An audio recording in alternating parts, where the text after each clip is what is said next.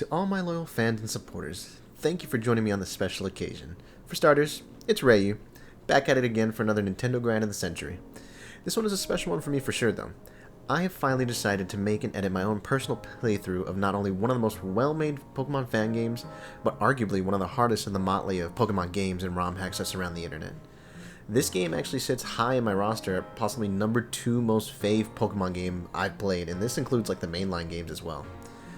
Pokémon Insurgence is a darker twist on the classic monster storyline, with plenty of interesting gimmicks and challenges to discover this world. All you have to do now is sit back, relax, maybe put the video on the side while you're eating dinner or something, and kindly subscribe if you're eager to see more. I already have more gameplay recorded for later parts, so definitely look forward to more content. Now I do want to point out I actually have played this game before, which is why I rank it so high. And the difficulty I actually played it on was the hardest difficulty.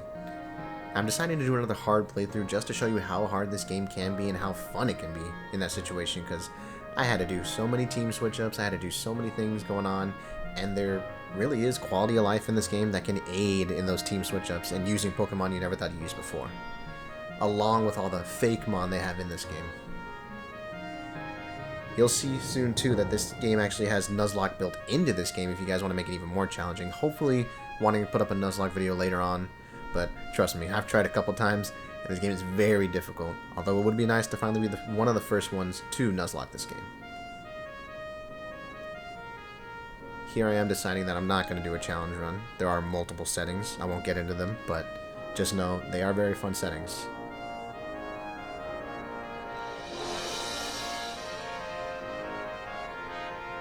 Already a lot going on in the beginning.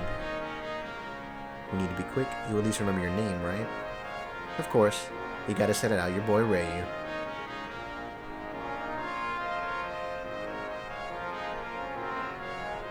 You remember your name. What else do you remember? Are you a boy or a girl? It's ya boy, Reyu. Another one thing I love about this game too, the purple aesthetic. Purple is my honestly favorite color. A little Gengar action going on. And finally, the plot begins. Alright, the door is locked and Gengar is doing her thing. Soon, Dreamweaver will rid the prisoner of the last of his memories. Hopefully, we'll be done within the hour. Well, how is our youngest prisoner faring? According to the computer, Miss Persephone, their memories should be completely gone very soon. Everything is going as planned. Excellent. Finally, we'll have fulfilled our end of the bargain. Good work, you two. We're starting the ritual soon in the upstairs room. Will you be attending? Of course, miss. I would never miss a sacrifice. Sacrifice? Miss, wait, I have a question. After the child's memories are gone, what do you plan to do with them? Kill them, of course. Of course, guys. Just killing in a Pokemon game. Pretty natural. Now, you can already see there's a darker twist to this story. There actually is 2 versions of the story. There's a traditional and there's a dark mode. And of course, we gotta play dark mode. As the game intended.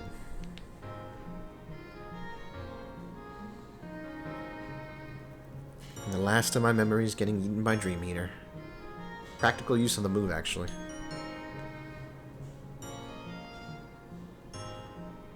Mew.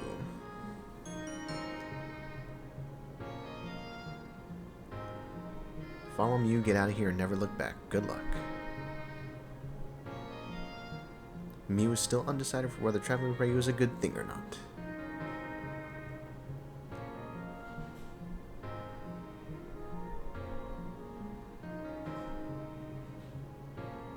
I do want to point out you definitely want to mess with your settings in the beginning right away, because things can get a little wonky. Text speed, always insane. Large screen sky, of course. Ooh, font style. My personal favorite is always the fire red leaf green font.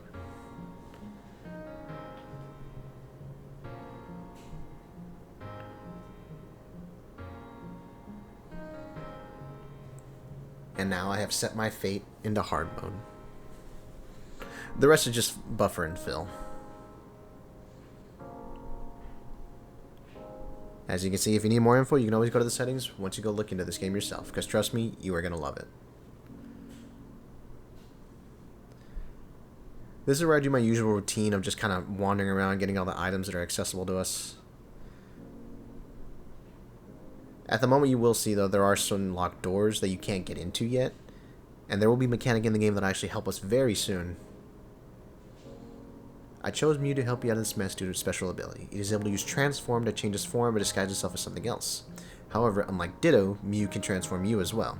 If you can find DNA, Mew can disguise you as someone else. You should be able to use it to escape the base. Good luck. Your benefactor. This game also kind of further sinks the idea of a possible Mew-Ditto connection. Darkrai Cultist. I'm pretty sure everyone already noticed the Darkrai gear right away. And this is where the mechanic kicks in. Transform. And voila.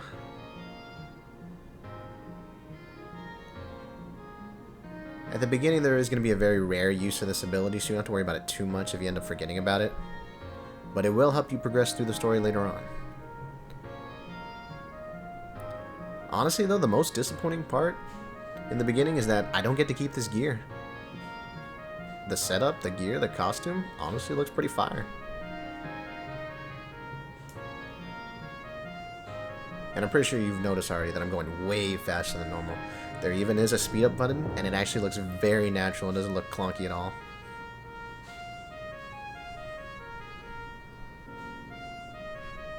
You really do gotta enjoy those quality of life little mentions here and there.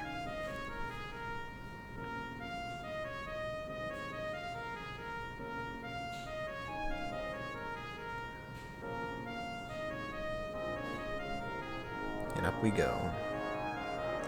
Persephone's finally decided to give the Summoning of Darker another try. Last time it just flew away. How does she know that's not going to happen again? I guess we're about to find out. So we begin.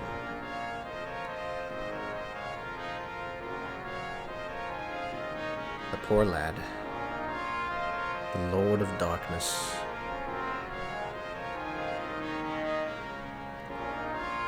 I 100% bet most people forget that Darkrai actually has legs, canonically. Go watch the Gen 4 movie. Probably one of my best ones too. Dialga is the goat in there. Call me your favorite legendary in the video. It's been a year since I saw you last. You remember what occurred then? We accomplished something incredible that day.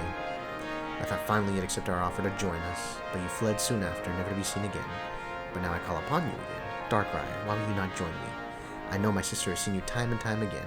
Why do you favor her over me? I beseech you, Darkrai, join me. Join the cult that has worshipped you for so long. With my guidance and your power, the world could be ours. Nah. I'ma head out. He's probably gone off to see Celine City, see my sister again. What a waste of a grunt. Miss, please, I'm confident that we had another try. We could trap Darkrai here. Trap Darkrai, the Lord of Darkness? Huh? Yep, you saw it here, folks. They just got fire blasted into oblivion. Honestly, that's just a waste of sacrifices. Personally, I would never do that as a leader. I would make sure every sacrifice is worthwhile. No, guys, I'm not going to start a cult. Don't worry. Even though I'd love to get up. Any more mad than fire blasting two freaking prisoners. Or not prisoners, cultists.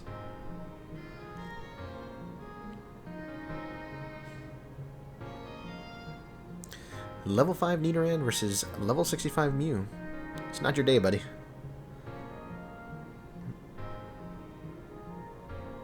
Hard mode level cap. That is already a good look into what's going to be going on for me. I'm going to be level capped throughout the whole way.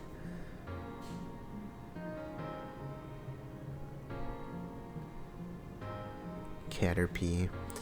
I really do appreciate Caterpie, unlike most people. I wish Butterfree was a good, viable, competitive Pokemon. You can get a little cheesy with the whole Quiver Dance Sleep Powder, especially since it has the compound eyes for the increased accuracy.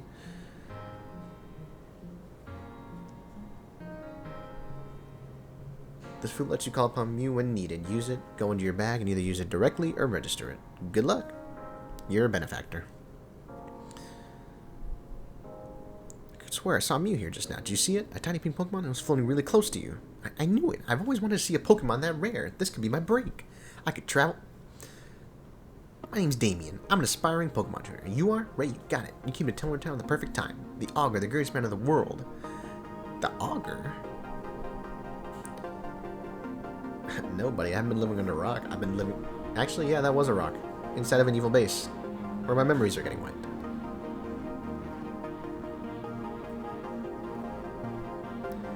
If anyone knows me, they know I am not the biggest fan of Pikachu. Say what you want. Overused. And of course they have to have him watching over the town in the beginning. What a way to start a game. Side note, always talk to the Mart people outside of Pokemon Centers and Pokemarts. Free stuff. You can't be free. Just like this free video, and it's free to subscribe. I know everyone's cringing as I say this. The gift for the auger. You do have your gift, right?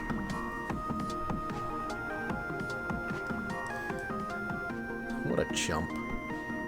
A rare stone in one of the caves in the forest. Of course, you need a Pokemon to go safely.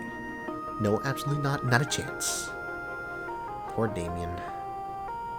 And this is even the first of his worries. You'll see soon enough. My real mother? You're irresponsible, antisocial, and you... Oh my goodness. Getting roasted on the daily.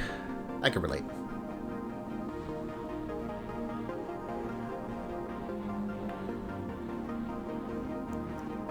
And this is where we're already setting off to get our first Pokemon.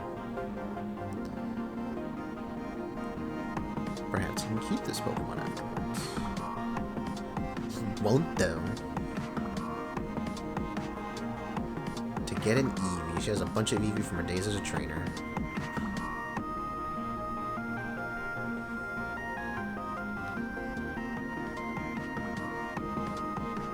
Eevee, the other mascot. I would actually much prefer Eevee over Pikachu. And I'm pretty sure a lot of people would actually agree with me.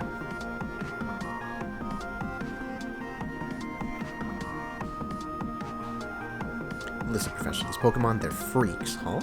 No other trainer will want them, and we can't keep them any longer. All I want is for you to take them. You already keep a bunch of Eevees as is. Surely these three won't be a bother. Why do you care about them? I know what you've done. What have you done?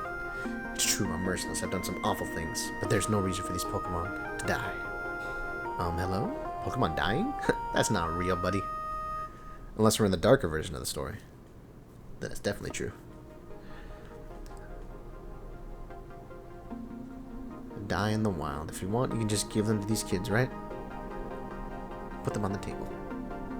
Very well. Excuse me, please. So you two are in need of a Pokemon. Yes, ma'am. I see.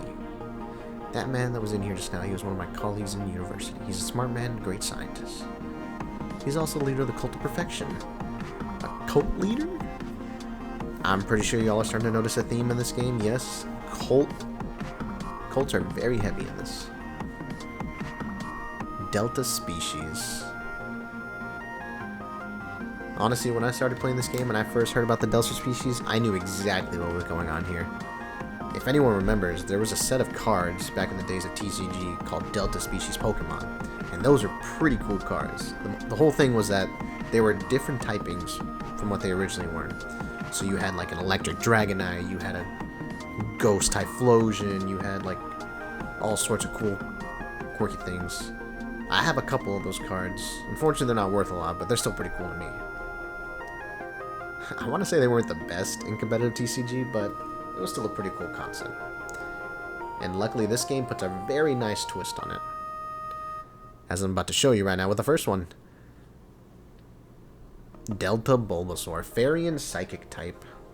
On the left is the male version, on the right is the female. And yes, they evolve separately into different forms as well. That one actually helped me through my first hard run. That guy was the GOAT. Ghost and Dragon Delta Charmander. I can already see everyone choosing this guy. And this is the Dark and Fighting type, Delta Squirtle. Is this your choice? Teenage Mutant Ninja Squirtle.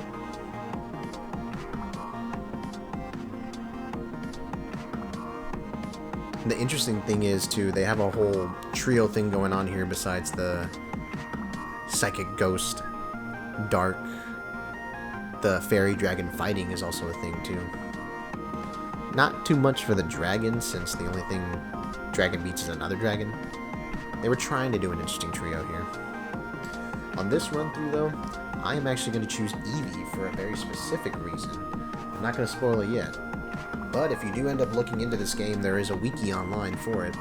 Very well made, basically like the equivalent of like a Bulba Garden or something like that. And so, you might actually see what I'm planning on doing with this guy. I do end up changing the name too. This is just kind of a little homage to my old dog Blue. And I actually want to see comments in there seeing if people think Eevee's a dog, a fox, or a cat. That's always been a big debate. I can't even say for sure what it really is.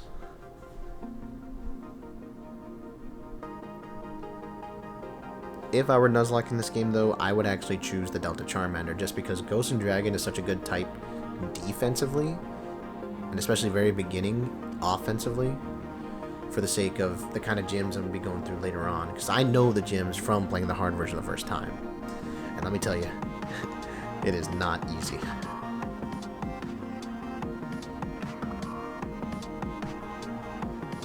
And I bet a lot of people are already speculating there's going to be a new Eeveelution that's being released in this game, which is why I'm choosing Eevee. And all I gotta say is, you're just going to have to wait and see. For now though, he is definitely going to be a permanent member of my team. I say that because I'm going to be having to switch my team around a lot in the hard mode. Luckily, the hard mode does supply lots of things that can help with quality of life, leveling up, EVs, IVs, all sorts of good things, which is another big reason why I love this game.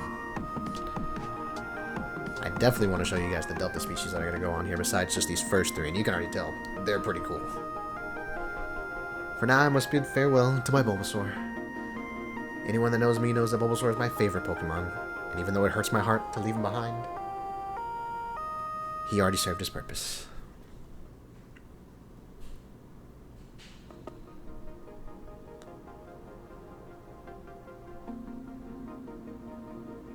And so now we see what we got to work with. It's around here that I kind of decide that I'm going to end up kind of going with a tanky Eevee, since I have special defense up and speed down. I would have loved to have the adaptability just for that early game damage. All his normal moves like Quick Attack and Tackle would have been so good. But for now, I gotta work with what I got.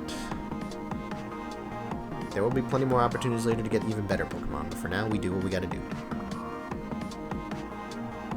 And the first step to do is to get this Dex Nav. This is a really cool item in the game.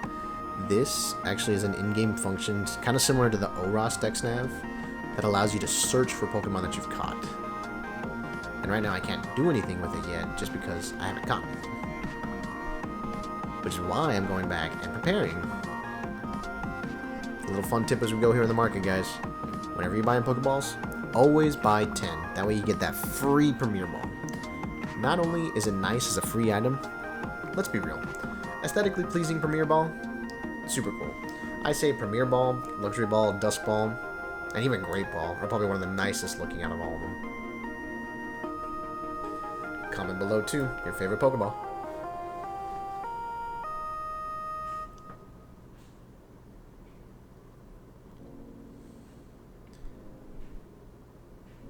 And this actually is where we're going to start taking our first steps into what we're going to be doing. Since I do think a little bit competitively when I play these kinds of games, especially in the hard mode, I definitely want to start investing in proper EVs. And Caterpie has HP EVs, which is what I'm going to put for my EV. See what I did there? Although I did make the mistake in the first place not catching it first, because you're going to see right now, I can't use the scanning function of the Dex Nav because I haven't caught anything. Which is why now I'm going to fix that mistake and catch something. I.e., I do want to mention real quick that I am kind of skipping a few parts of grinding because, let's be real, we've seen a lot of grinding in the games. I just want to save you guys the time and just so you can enjoy this video alongside. I caught a Nidoran earlier in the grass. You guys saw the Nidoran when I was facing it with the Mew. Helped me catch this Caterpie, and soon I'm actually going to start training with the Dex Nav now. Kingmon is actually a fun little name. I always like to name my Nidoran just because, think about it, it's basically like a Digimon. If you have a standard Digimon, I always think of like Nidoking as a Digimon. Like if you had to look at the Pokemon roster and tell me which one of these is a Digimon, Nidoking looks like it might be a Digimon, especially with the whole Nidoking pair, and there's usually like kind of slightly similar pairs in Digimon, like the whole Angemon, Angemomon. So I always call him Kingmon. And same thing with Nidoking, Queenmon. Just nice little things I like to keep in mind whenever I do my naming. Plus, Nidoking has always been a goat for me.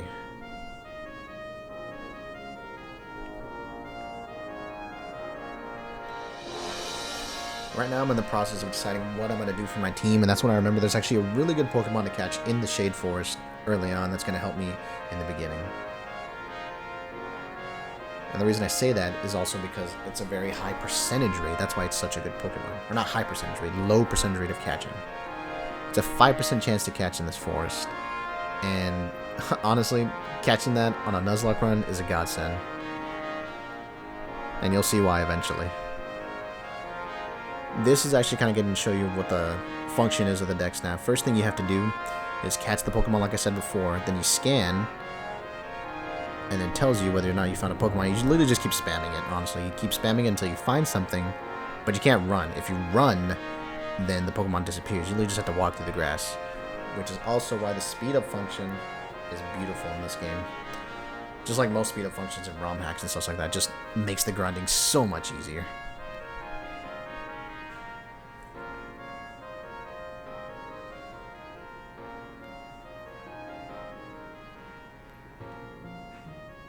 See? Easy money.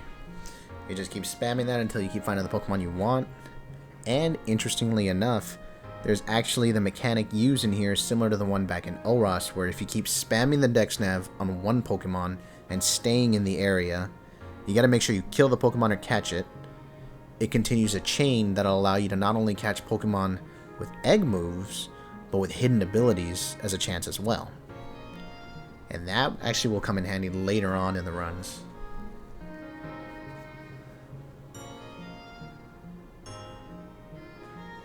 Because if I want to get through this hard mode, I definitely have to have those hidden abilities.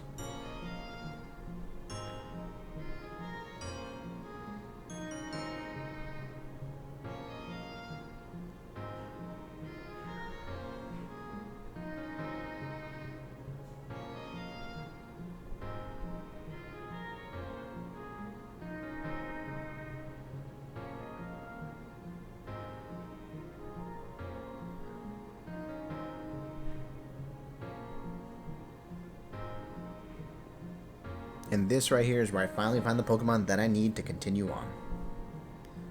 This right here, unfortunately, as much as I dislike this Pokemon, this is the one thing that'll really help me in the beginning.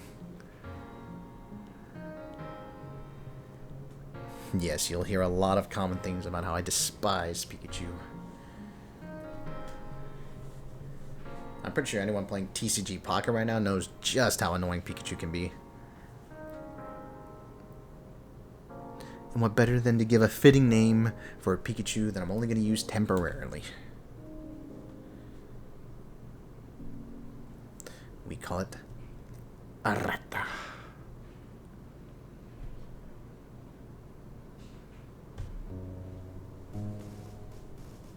I understand if you want to dislike the video for all my Pikachu hate, but I cannot stop. So I take the punishment as needed.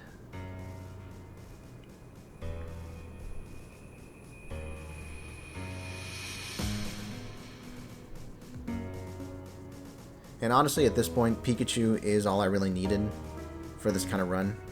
In the beginning, at least. And you'll see why. So once I have these three set, after that it's just a grind afterwards, looking at my team a bit, seeing the kind of stats, the EVs, the summaries I have. And it's just go time from there.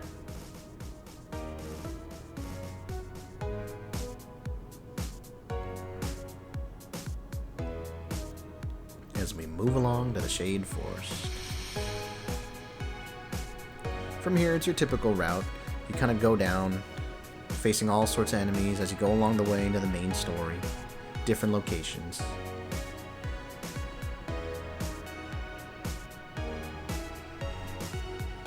All kinds of funny and kooky characters as we go by and beat them as needed. And eventually moving on more north.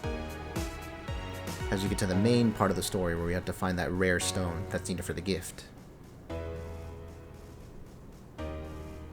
You'll see here I actually choose to catch a few Pokemon around here, and that's because I will need them later on for runs, because they do have interesting abilities and moves that I might need.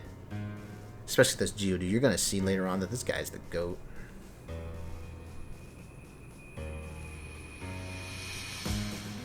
But of course, once all the shenanigans are done, I do move on to the actual rest of the story. And this is where we start seeing the realness of this game, the darkness, the cults. And you gotta say though, they got the drip.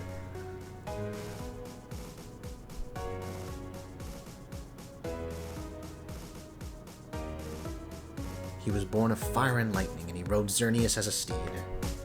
Honestly, that imagery though, pretty cool.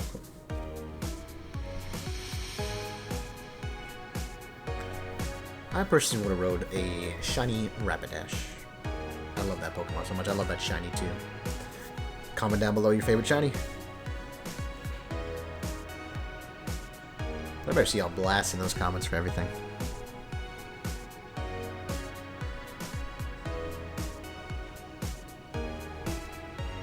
And as usual, getting ready for a big fight, you gotta prep. I do actually keep these guys in my party. That's because you always gotta have those death fodders. You're gonna realize how important death fodders are in any game, especially when you're doing it competitively, or even just kind of a hard grind like this.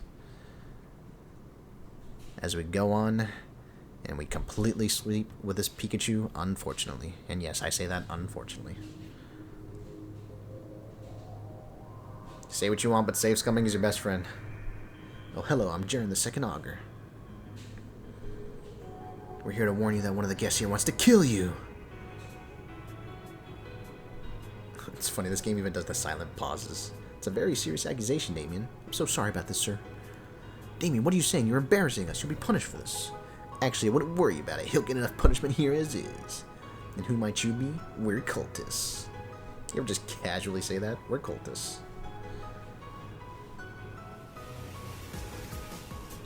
We're cultists. We have strong Pokemon. Now, I do want to point out that piece of dialogue he said there. He came here to kill possibly one of the strongest trainers in the game, claiming he has very strong Pokemon, and he hits you with a level 12 Skrelp. As well as I tell you right here why Pikachu just sweeps this. You already know, he's part of the Abyssal cult, which represents Kyogres, so he's going to be hitting you with a whole bunch of water types. And what do you know? Pikachu saves the day. Now, like I said, I have a whole backline of Pokemon just ready to attack, so I'm not worried at all. Trying to kill me is one thing, but threatening innocent children, that's one strike too many. Sending you to the Helios City for your trial, although after all that, I don't see a bright future. Vinculorum Morte! Hits him with the... Don't actually know what language that is. If you lost, I would have let you get hurt. What a good guy. I'd totally ride side by side with you when you're Xerneas and on my Rapidash. Did the augur just give you a compliment? I think so. I think your foster mother's going to have trouble making you stay if that's the case. Damien, this is your chance to go on an adventure. You got an invitation from the augur himself. And so our journey begins. With cults and brainwashing and memory eating along the line, as well as assassination attempts and crappy Pikachus. This is the story of Pokemon Insurgence.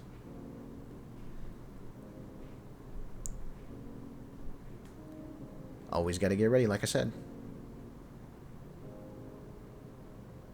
Don't ever forget to buy your repels, ladies and gents. Saves you so much time. And here, you can see me breaking my own rule. I couldn't buy the 10.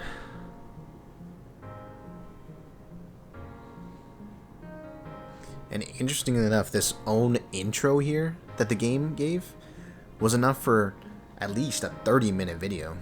And that's the crazy part. It just shows how much content and stuff they added into this game, and actually trying to make a nice story that isn't just gumdrops and lollipops. Now, don't get me wrong, Pokemon has some pretty decent stories going on. The whole thing with The Scarlet and Violet, that was actually pretty interesting. The whole paradox issue going on. The past Pokemon, the future Pokemon. Now, yes, they could have done it better and they could have taken their time on the game, but we're not here to get into politics. We're here to get into some Pokemon. Gaming. Pokemon gaming.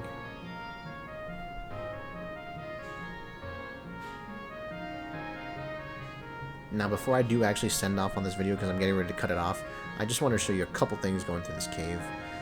Always, always, always search around, especially in fan-made games and ROM hacks. They encourage you to look around the environment and talk to people, and they reward you with little knickknacks here and there that can help you out along the way. Like this, for example, little rocks just pointed out helping you. Hardstone, easily. Can help with like rock-type moves.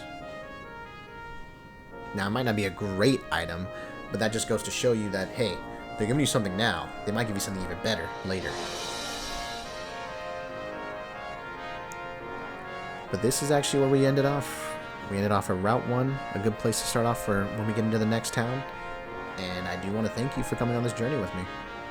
Like I said, I do have the recorded content for the next gameplay already ready. I just need to do some video editing and all that. This is all new to me, and I want you to be a part of this journey with me and actually enjoy it yourself. If you have any ideas for the video, if you actually want to see me just outright stream it and you see the nonsense grinding, go for it, honestly. Luckily, like I said, this game has already made it easier for me at the part that I'm in to make the nonsense grinding seem a lot faster. But other than that, guys, thank you for joining me, and hoping to see you in the next video.